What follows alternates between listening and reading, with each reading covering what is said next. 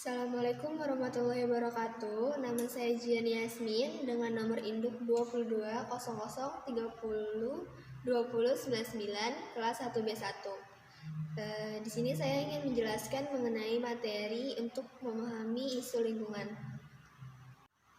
Di Indonesia, topik pembahasan lingkungan hidup mulai diperbincangkan sejak diselenggarakannya Seminar Pengelolaan Lingkungan Hidup dan Pembangunan Nasional oleh Universitas Padjadjaran Bandung pada tanggal 15–18 Mei 1972.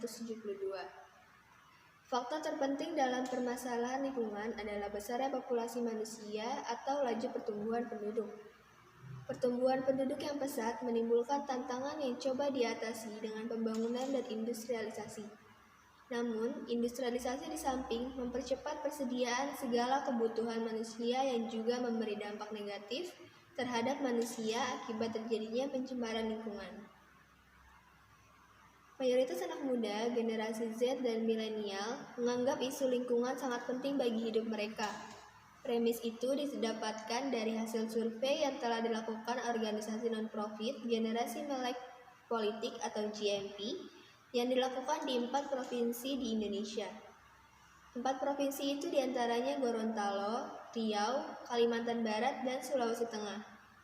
Adapun alasan pemilihan 4 provinsi itu karena merupakan daerah rawan deforestasi, banjir, dan kebakaran.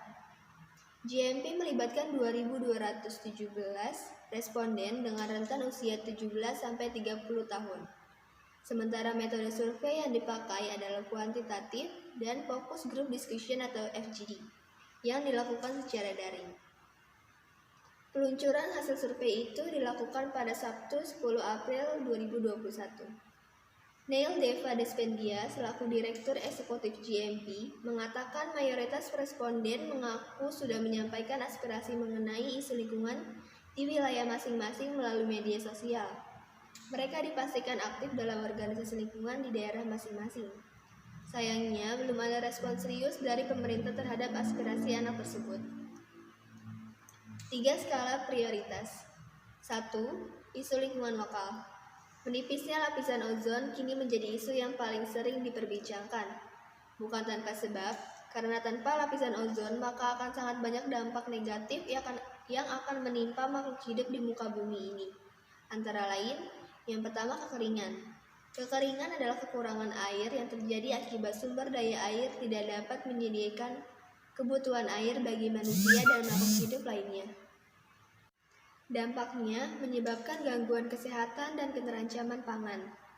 Kedua, ada banjir, yaitu merupakan fenomena alam ketika sungai tidak dapat menampung limpahan air hujan karena proses inflasi mengalami penurunan.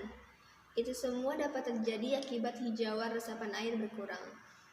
Dampaknya yaitu gangguan kesehatan, penyakit kulit, aktivitas manusia terhambat, serta penurunan produktivitas pangan.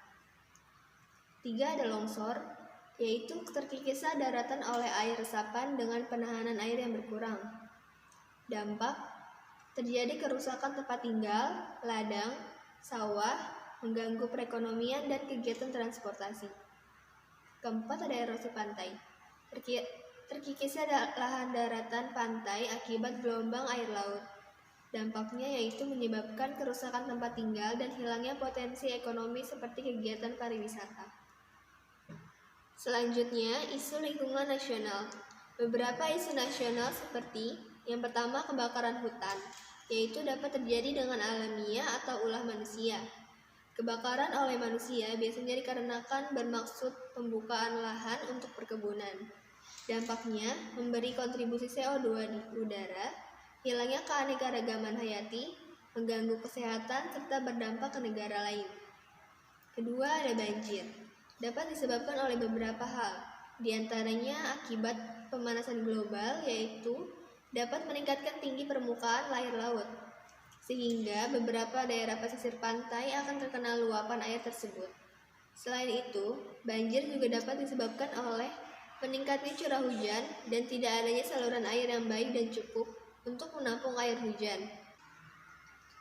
Banjir yang terjadi di kota-kota besar biasanya disebabkan karena kurangnya kesadaran manusia yang masih membuang sampah di sungai atau saluran air lainnya.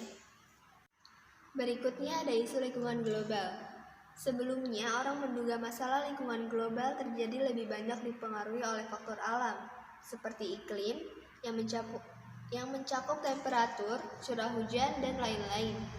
Belakangan ini, orang-orang mulai menyadari bahwa aktivitas manusia pun mempengaruhi iklim dan lingkungan secara signifikan. Pertumbuhan penduduk yang pesat juga menjadi masalah global yang mempengaruhi lingkungan. Pertumbuhan penduduk memiliki arti pertumbuhan kawasan urban dan juga kebutuhan tambahan produksi pangan. Masalah eksploitasi energi. Saat ini Indonesia misalnya masih sangat bergantung pada sumber energi minyak bumi. Ini yang menjelaskan betapa hebohnya pemerintah dan masyarakat akibat masalah minyak. Pemerintah bingung untuk menutupi anggaran belanja negara karena besarnya pengeluaran untuk impor minyak. Sedangkan masyarakat bingung karena kenaikan harga minyak memiliki efek berantainya kenaikan harga barang-barang di lapangan. Lalu ada pemanasan global. Pemanasan global atau global warming pada dasarnya merupakan fenomena peningkatan temperatur global dari tahun ke tahun karena terjadinya efek rumah kaca yang disebabkan oleh meningkatnya emisi gas karbon dioksida, metana, dinitrooksida, dan CFC, sehingga energi matahari tertangkap dalam atmosfer bumi. Dampak bagi lingkungan biogeofisik, pelelehan es kutub, kenaikan mutu air laut, perluasan gurun pasir, peningkatan hujan dan banjir, perubahan iklim, dan lain-lain.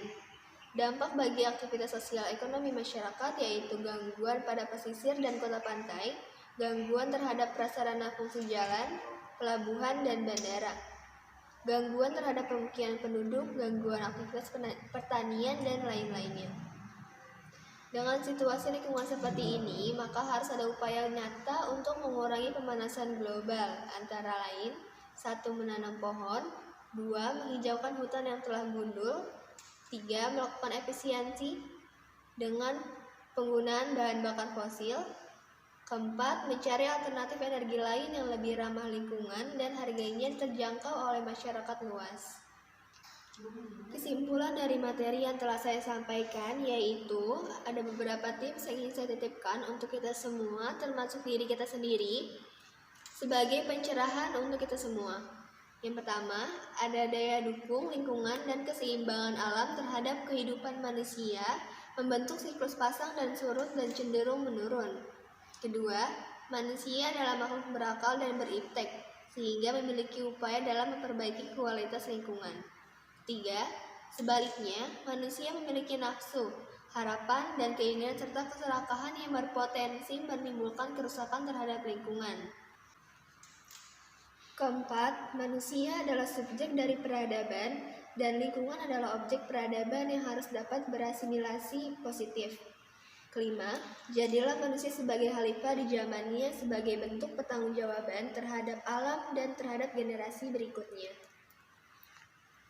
Sekian materi yang dapat saya sampaikan, kurang lebihnya mohon maaf. Assalamualaikum warahmatullahi wabarakatuh.